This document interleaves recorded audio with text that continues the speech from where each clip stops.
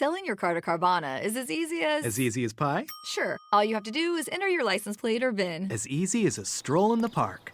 Okay, then just answer a few questions and you'll get a real offer in seconds. As easy as singing. Why not? Schedule a pickup or drop-off and Carvana will pay you that amount right on the spot. As easy as playing guitar. Actually, I find that kind of difficult. But selling your car to Carvana is as easy as... Can be. Visit Carvana.com or download the app to get an instant offer today. Today's show is brought to you by ExpressVPN. Protect your online activity today and find out how you can get 3 months free at tryexpressvpn.com/space. That's tryexpressvpn.com/space for 3 months free with a 1-year package. Visit tryexpressvpn.com/space to learn more. 15 seconds. Guidance is internal. 10, 9... Ignition sequence start. Space Nuts. 5, 4, 3, 2. 1, 2, 3, 4, 5, 5, 4, 3, 2, 1. Space Nuts. Astronauts report it feels good. Hello again, and thank you for joining us on the podcast known as Space Nuts. And my name's Andrew Dunkley, your host, and Fred Watson, the brains behind the operation. Hello to you. Hello, fellow space nut. How are you doing? Nice to see you and talk to you again, Fred. Yeah, I'm well, thanks. How are you? I am quite well. I've just come back from a little place called Broken Hill. Now, most Australians would be aware of Broken Hill, a mining community in the very, very far west of New South Wales. But for those overseas, we're talking a place like I'm in the central parts of New South Wales, and to drive from here to Broken Hill is at least 8 hours driving, and there is almost nothing between here and there. A couple of towns, but that's about it. Incredible mining history, but what a place! Just a staggering place. And their main tourist attraction is a big pile of garbage that they've built up over 100 years of mining, and they put a cafe on it. I mean, that's pretty cool. I'd almost say that is so American, but we did it here. Yeah, you did in Australia. So, Andrew, did you get to Silverton? I did not. I didn't have time. Everyone keeps asking me that, but no, I didn't get to Silverton. I will one day. Yeah, I went to, I did a gig once in the Silverton pub. Oh, did you? I did a science in the pub. Silverton's even further west than Broken Hill is. Yeah, it's almost on the South Australian border, almost. That's right. Very, very, very remote. Yeah. And they have a pub there, and we did science in the pub. And then afterwards, they somehow conned me into this trick, which was the Silverton Challenge, which basically means you end up with a bucket of water down the front of your trousers. That sounds about right. I have to say, I was not highly impressed because I'd just done two and a half hours of hard work for them on science in the pub. But it's a pretty hot climate out there. I mean, there's not much vegetation. There's a lot of desert and a lot of red earth, and there is. Yeah, quite an amazing place. But I enjoyed it. Now today, Fred, we're going to be talking about the death of Stephen Hawking, which came as a bit of a shock to many, I suppose. No one really anticipated it. We also talk about galaxies because they all seem to rotate at around the same rate and time, even though they're all different sizes, which is a bit strange. Harpooning space junk, which is a lot of fun. And if we've got time, we'll talk about. This is even making my brain bounce around a bit. Organic compounds created by stellar winds and red giant stars. You got it in one. Yeah. We'll go back there if we've got time. But let's talk about Stephen Hawking.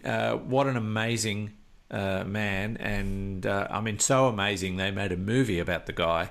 But probably one of the leaders in the modern era in terms of his thinking and his theories and the work that he's done in astrophysics and black hole theory. And I mean, the list is long. He was just an incredible individual. Indeed, and it is a great loss. I have to say it's not that much of a surprise. Stephen has been, he's been suffering in different health, if I put it that way.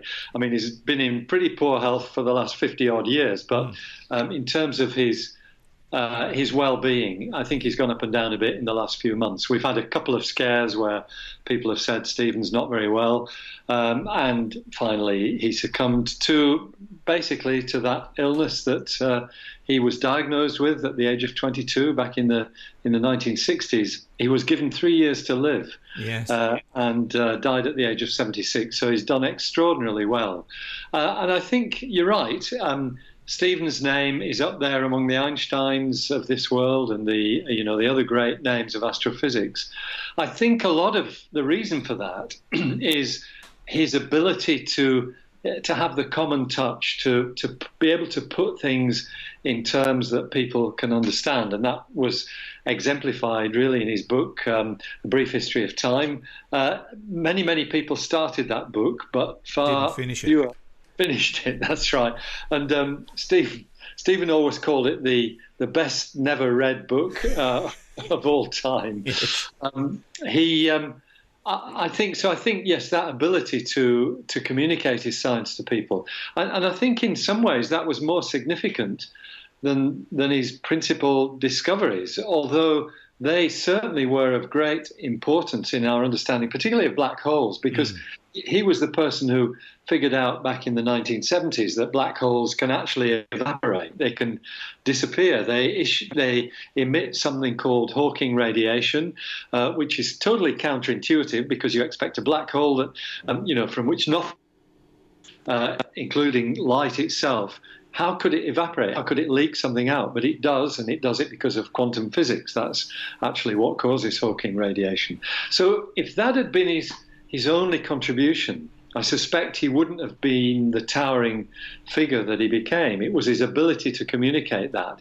Plus, of course, the fact that you've got this absolutely planet-sized brain locked up in a body that is totally dysfunctional, that will only allow the movement of 2 or 3 muscles. And I think that had very, very wide public appeal. Yeah, and not an uncontroversial figure. He certainly had his opinions about religion to the point of making public statements about the existence of God. And even since his death, people have heard about some of his theories in terms of multiverse existence. And you and I have talked about multiple universes before. And he I think there was a paper released only this month in that regard. So yeah, incredible individual. That's right. As you say, was he's fairly forthright in his opinions. He said some fairly scathing things about religion, which I think showed a slight lack of sensitivity. But who can blame him for that when he's locked up in a body that doesn't work? Yeah. He was well known for his hooning around in that wheelchair. And my one claim to fame regarding Stephen Hawking is that he once ran over me in the wheelchair in a town square in Cambridge. Actually, it was in the main street of Cambridge. I used to work there and live nearby. And I was shopping one Saturday morning. This damn wheelchair came out of nowhere from the crowds and totally disregarded the fact that there was a human being in front of it. And I didn't hit the ground, but I really had to dodge out of the way very quickly, and only realised, in the split second that I saw his face, who it was. But it was Stephen, all right. And I think he did that all the time. Yeah, probably. So, well, then who can blame him? He was always in a hurry. He always had a lot to do, and I think he was a very focused person, and work kind of dominated his life, and that's understandable too. What about his legacy? Now that he's gone, where will he stand in the history of humanity? We look at Albert Einstein as being one of the greatest thinkers of the history of humanity. I suspect Stephen Hawking will end up, if not already, in that realm. Yes, there's no doubt about that.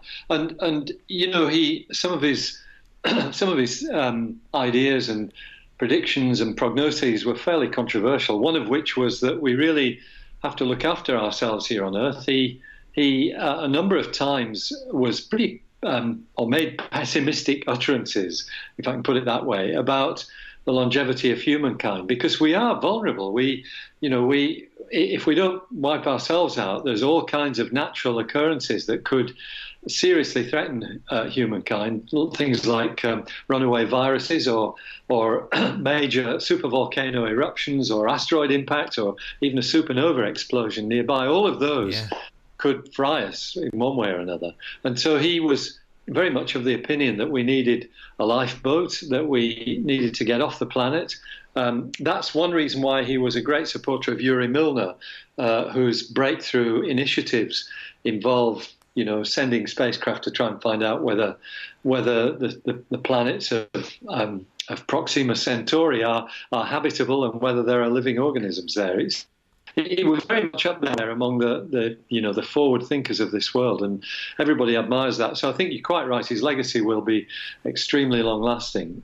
Even if it's only for Hawking radiation, it is still a major step forward. Yeah, incredible man, and I don't think we're going to stop in the short term hearing about his achievements, and like he was still publishing pretty well right up to his death, which is just amazing. And he will be very much missed, and a name that I think most of the people that listen to this podcast don't have to ask about. You hear the name Hawking, straight away who we're talking about. So what an amazing man, and passed away now at 76. You're listening to Space Nuts. Andrew Dunkley here with Fred Watson. Roger, you're loud and clear here also. Space Nuts. Next up, Fred, we're going to talk about the rotation of galaxies. Now, we live on a planet that rotates once a day, and it orbits a sun once a year, and so on and so forth. But everything within our solar system and within our arm of the galaxy, and the galaxy as a whole, is rotating. And what they have just discovered is that all galaxies are rotating at pretty much the same rate, and regardless of size. And this must be quite surprising. And the obvious question is why, and you're going to tell us the exact answer because you know. But it's quite an amazing discovery and quite unusual, I would think. Not only that, but it's led by Australians. It's a discovery that's come from the kind of radio telescope world or the radio astronomy world in Western Australia, which is great stuff. There are collaborators actually in both the United States and China as well. But Australia is the centre of this work, and it's some work that has been done looking at a sample of galaxies with radio telescopes. So that's the key ingredient of this. The observations have been made on the basis of what the galaxies contain in terms of their hydrogen gas. So you can do that. You can look at galaxies in a number of different ways. We think of galaxies as being huge aggregations of stars with this lovely spiral structure. We live in one of them. We call it the Milky Way galaxy, and we're about halfway from the centre to the edge. Mm-hmm. Galaxies don't always come like that, but this study has looked at. And I love the title of the paper, which has been produced, the scholarly paper. It's in a journal called the Monthly Notices of the Royal Astronomical Society, which is one of the leading journals in astronomy, believe it or not. It's called Cosmic Clocks, a tight radius velocity relationship for H1 selected galaxies. And that kind of tells you all you need to know, really, if you know the gobbledygook. The H1 selected galaxies means these galaxies have been observed with radio telescopes. But the tight radius velocity relationship tells you that basically you've got this link between the size of a galaxy and its rotational speed. And the bottom line is that galaxies kind of all rotate about once in a billion years. But there's a caveat with that as well, because that rotation is as measured by the outer limits of the galaxy, the very outer limits of the disk, and that's not always very easy to find. where does the galaxy stop? They kind of just fizzle out, really, in space, a bit like the Earth's atmosphere does. It doesn't just stop. It gets thinner and thinner as you go away from the Earth. So likewise, the distribution of stars in galaxies gets thinner and thinner as you get away from the center of the galaxy. But you can kind of define a radius, which is the sort of extremity of the galaxy.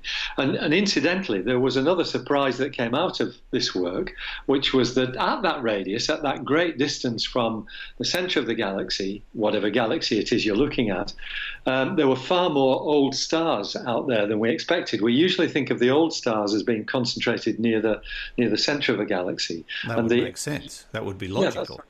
Yeah, the younger stars are the ones that form the spiral arms. When you look at colour pictures of spiral galaxies, Andrew, and you'll have done this, I'm sure, and perhaps wondered why, the spiral arms are always blue. Yeah. And the blue colour comes from really young and kind of vigorous young stars that are only going to last a few million years. So they've got to be young for you to see them at all.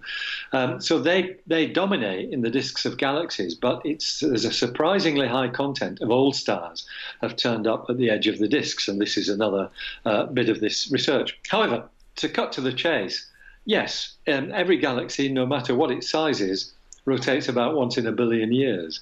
And that suggests that there is some kind of intrinsic relationship between the size of a galaxy and the speed at which it rotates. It's, of course, something very useful to us because all we need to do now is measure the size of a galaxy, and we know what its rotation is going to be a billion years. Yeah.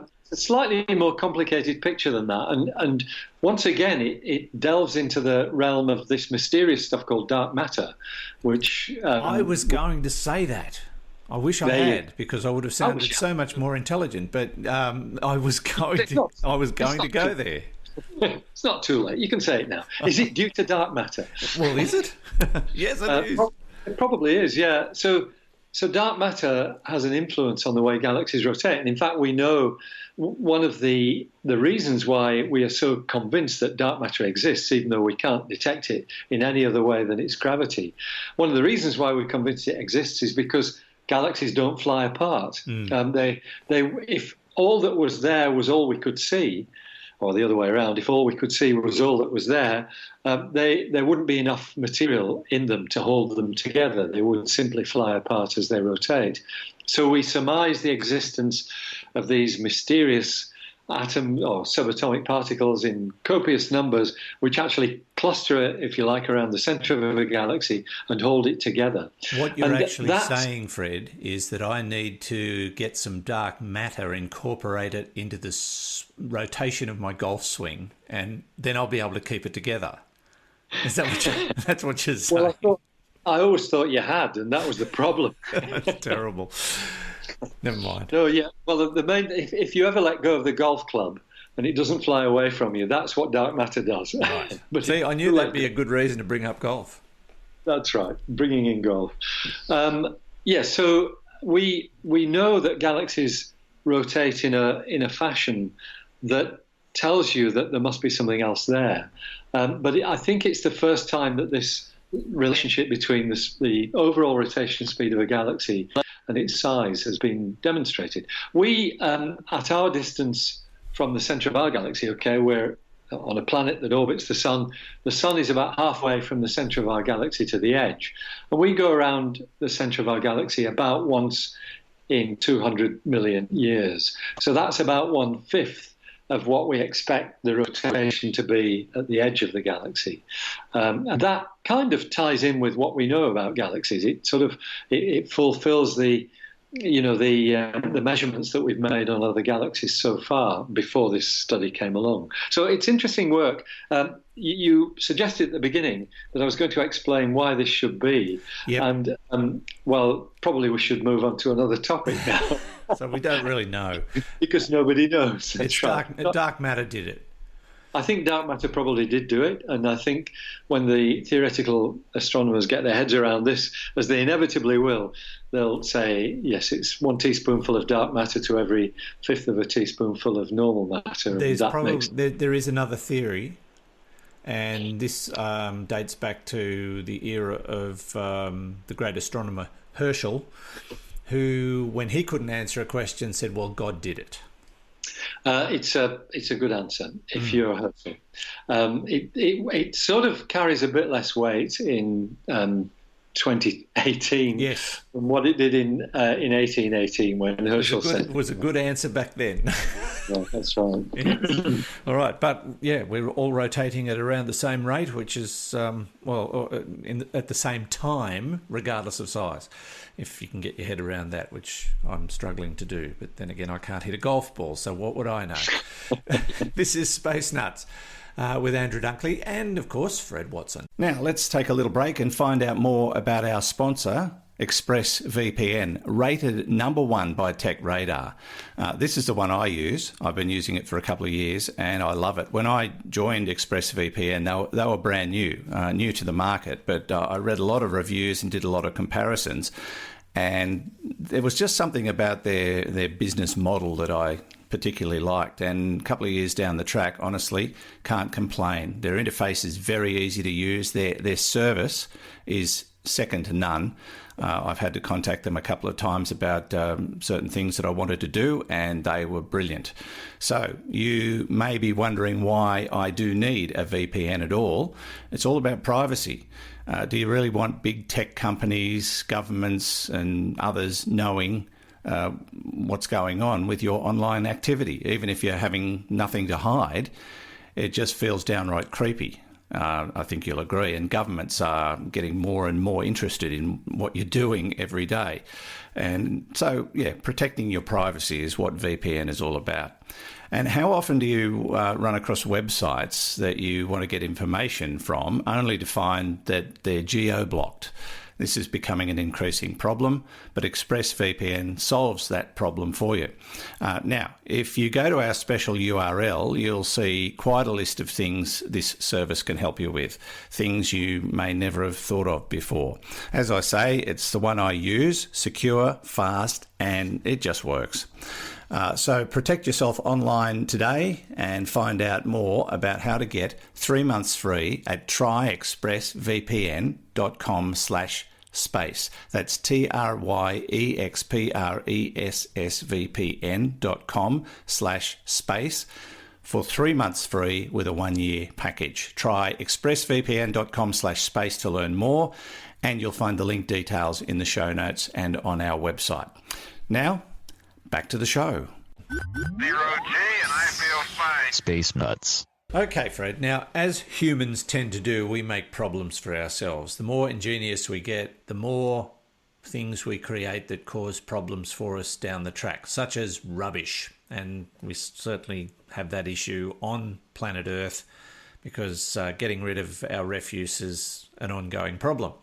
But as you and I have discussed many times, there's refuse beyond our atmosphere that's floating around out there, and it's getting bigger and more messy. And so what do we do about it? Well, we send a harpoon into space and we catch it all, or some of it. That's the plan, apparently.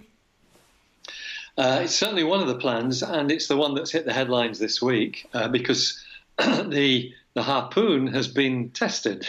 Not yet in space, that will happen next year, but the device that has been built by, it's actually a subsidiary of Airbus, that giant aerospace company in Europe. They have basically been developing a device that will allow a satellite, a kind of killer satellite, I suppose you'd call it, to approach another spacecraft and harpoon it and then do something, and what that is I suppose depends on the circumstances, do something to bring that spacecraft down.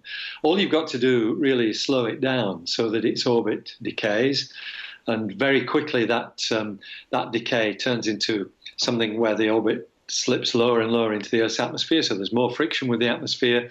It slows it down even more and it drops down further, and you basically get re-entry, and it will burn up in re-entry. You can do that actually with something like a parachute almost, even though the air at the top of the atmosphere is very rarefied. If you have a big enough kind of solar sail attached to the harpoon, then it will indeed apply a drag to the spacecraft. Or you could use another spacecraft that's got retro rockets on it to slow down its motion. And way, it makes sense because, as you have told me in the past, orbiting Earth is simply a continuous fall, but you do it at a rate that you never actually fall back to Earth. But if you slow down, you're fall back to Earth. Yeah, that's right. And in fact, it's a process that's it's self-generating, because as you drop lower into the atmosphere, there's more friction with the atmosphere, so you slow down more and you drop further down into the atmosphere, and so the process goes on. And it very quickly you reach temperatures that basically mean that the object in question is burning up, and you don't get any debris falling to Earth. You just get a bit of small amount of pollution in the atmosphere. Why are Airbus so keen on developing something for the European Space Agency? The answer is because the European Space Agency, has a particularly embarrassing problem in the shape of a spacecraft called ENVISAT, or ENVISAT, you could perhaps say. It's an environmental satellite. It's spelled ENVISAT, so ENVISAT will be the normal way to pronounce it. And that basically is a big spacecraft monitoring the environment. But 6 years ago, its power systems failed completely and it just died in orbit. They didn't pay the power bill. Could be. They just ignored it. You know, if they were being charged by an Australian company, they would have got cut off real quick.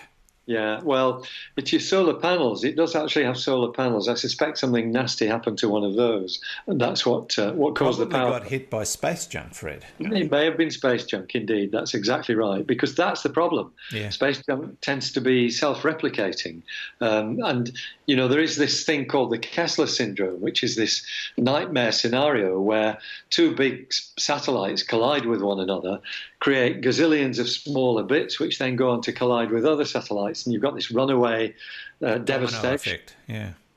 Devastation of all orbital hardware. And that's a real concern. I mean, that's not just an idea. They think that could happen if we don't clean up. Well, that's right. In fact, there have been examples of, there was an accident. It's probably about 7 years ago now. Two spacecraft collided over the North Pole.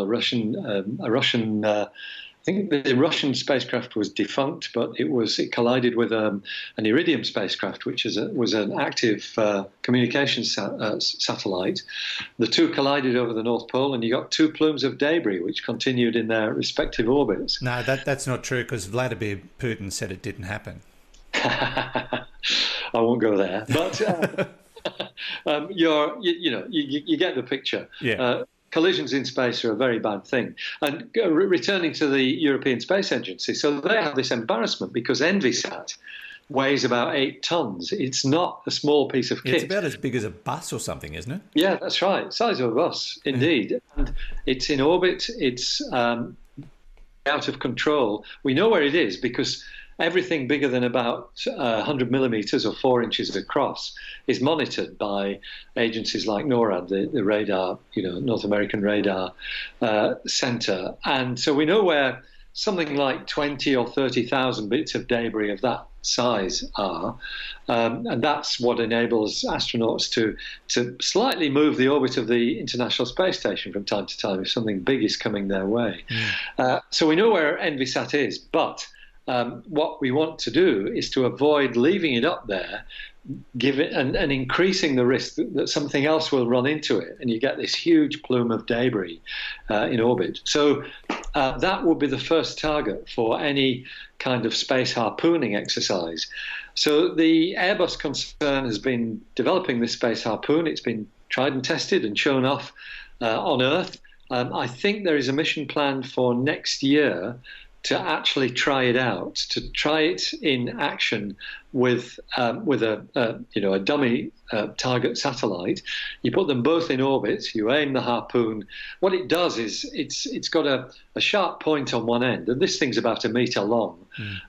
But it also has barbs, just like any harpoon has, and they're spring-loaded. So this thing penetrates the outer shell of a spacecraft because it hits it with enough force. But then once it's got that penetration completed, there is a mechanical interlock that opens up the barbs, so you can't pull it back out again through the hole that it's made. And that means you can grab it with a tether, and as I said, either attach the tether to a solar sail or another spacecraft that will break its motion so that it degenerates back into the Earth's atmosphere and burns up. I suspect if they have a successful test when they do this exercise, very quickly there will be an exercise to bring down Envisat, and hopefully you and I will talk about that down the track, because that'll be good news to get this really highly dangerous piece of space junk out of the way. And I think once that's happened, then we might see a lot of activity with defunct spacecraft being brought back down to Earth to try and clear up the problem of it. Yeah, because the reality is if we don't do anything, from what I've read, it'll reach a point where we won't have any room left to launch satellites. I mean, that's just mind-boggling in itself. Yes, that's right. It's there won't be any safe orbits left because they'll all be at risk from these collisions. Exactly. Quite incredible. Well, it's good that someone's doing something about it. I hope they're getting paid. That would be. I'm sure they are. more than you and I do, I can tell you. Yeah, well, garbage men do get paid well, and they deserve it. They certainly deserve it. Space garbage men, especially. Yeah. Yes. You're listening to Space Nuts. Andrew Dunkley here with Fred Watson. 3, 2, 1. Space Nuts. Finally, Fred, the meaning of life. Organic compounds are created by stellar winds and red giant stars. End of story. See you next week. Yeah, see you next time. That's right. What's going on? Well, this is great stuff. We know that what we call highly evolved stars, that means stars very late in their lives. And the sun will go through a phase like this in about 4 billion years' time. They've turned into what... I'm just going to set my watch. Done. Yeah. I've got one of those smart watches, so it'll tell me when that happens. If your smartwatch goes for 4 billion years, you're doing pretty well.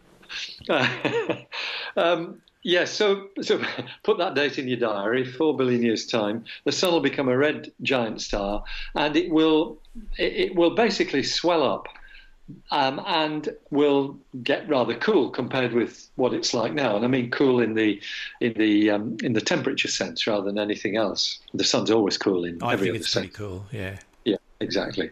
But what it means is that you've got this sort of warm environment in its outer atmosphere. And we're talking, about temperatures only measured in hundreds of degrees rather than thousands of degrees as the temperature of the sun is now.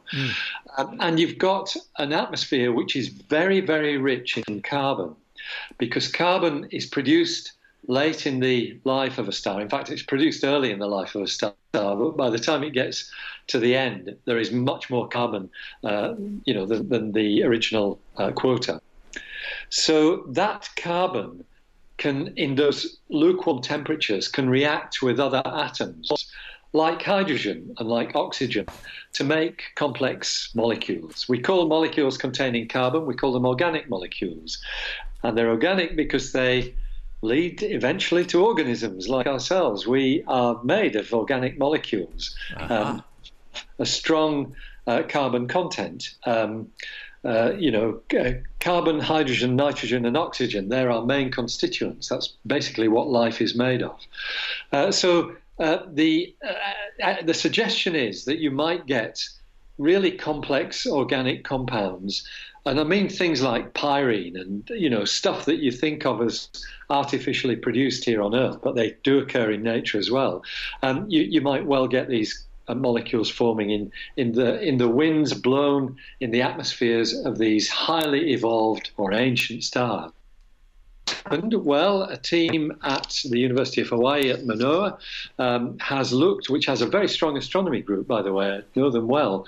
That group has basically set up laboratory experiments which mimic the atmosphere of a red giant star, the temperature and its chemical content, and looked at the chemical reactions that are taking place in it. And sure enough, they get what one author has described as startlingly complex organic compounds in these environments that simulate what it's like in the atmosphere of a star that is at a late stage in its life. And they include things like, polycyclic aromatic hydrocarbons, or PAHs. These are a whole family of really quite complex compounds. The simplest of them is naphthalene, which is what you put into mothballs. Know that one.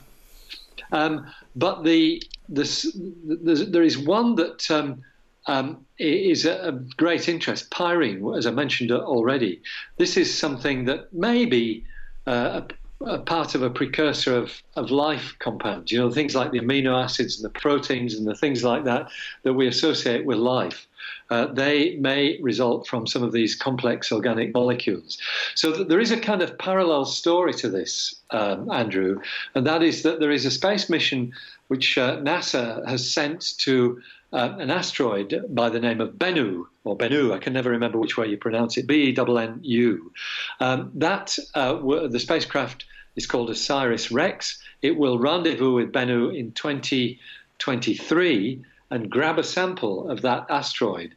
And one of the things that they're looking for is these complex organic molecules to see whether the early solar system was seeded with these things, and it's by collisions with asteroids like that with the Earth that the raw materials of life landed on Earth. So really quite remarkable science, which is in some ways instructive to astronomers. One of the comments by one of the scientists working on this has said, what he said was, this is Dr. Kaiser, he says most of the scientists dealing with polycyclic aromatic compounds in space are astronomers.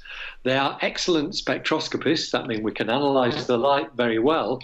But by nature, astronomy sometimes lacks fundamental knowledge about chemistry. And what he's saying is that we astronomers are hopeless at chemistry. And I think that is right on the money, because we tend to think in a world where temperatures are too high for chemical reactions to take place. But it's only in these cool atmospheres of these giant stars that the reactions that chemists are so familiar with and astronomers aren't can actually happen. So it's an interesting combination of the sciences with some very interesting potential results. And I think we'll hear more about all this, the fact that these complex organic molecules are out there. A few of your colleagues just texted me and said, "Speak for yourself, Fred."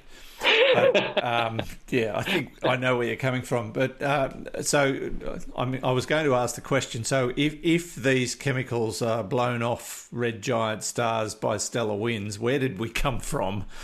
But that would be impossible to answer, I imagine. Well, yeah, there are all kinds of theory is correct. Yes. So they're blown off by stellar winds. They interact with the raw material from which the solar system was formed, which is basically clouds of dust. So it happened a long time ago. It happened a very long time ago, that's right. So it stands to reason that if it happened a long time ago, it happened in a more concentrated environment, and therefore the likelihood of this replicating in other parts of the universe is more likely. Exactly, yeah. It's almost certainly the case. Just as almost certainly the case for your golf swing is due to dark matter. The two are intimately related. Yes, well, I mean, there's some kind of urethane in a golf ball, and there is, right? Yes. And let me tell you, there's no life in that. No. It's a dead zone. But anyway, no, that's fascinating, and I can't wait to find out what they find with that asteroid, because if that is indeed where life may well begin in some form, it's very exciting. Very exciting. Yeah, that's right. I mean, we already know from analysis of the contents of things like comet Churyumov-Gerasimenko that there are rich organic molecules in the ices of these comets. So it shouldn't be really any surprise if we find these really complex molecules lurking on asteroids as well. And that might be how they found their way to Earth, 3-4 billion years ago. Indeed. Watch this space. As we do every week. We're always watching space. Thank you, Fred. Apologies too for the glitches if you've noticed them during this particular podcast. We're recording at a different time and everybody's watching Netflix. I mean, nothing we can do about it really. But that's life. Especially we should just go and watch Netflix. Especially with the Australian internet system. Dun, dun, dun. Yes. Thank you, Fred. Lovely to talk to you as always. Great pleasure, Andrew, and we will speak again next week, I hope. We will indeed. That's Fred Watson from the Australian Astronomical Observatory. Keep your cards and letters rolling in if you're really old. Otherwise, just use the internet if you can get it to work. And send us your questions and your ideas and your thoughts and your photos. Some people send us some great photos. And we'd love to hear from you via our Facebook or Twitter feeds or any other way you care to communicate. Stick it in a bottle and throw it in the ocean. People still do that. I don't know when we'll get it, but we'll keep an eye out. I'm only 400 miles from the coast. And we'll catch you next time on the podcast known as Space Nuts. You've been listening to the Space Nuts podcast. Subscribe to the full podcast on iTunes, Audio Boom, and Stitcher, or your favourite podcast distributor. This has been another quality podcast production from Bytes.com.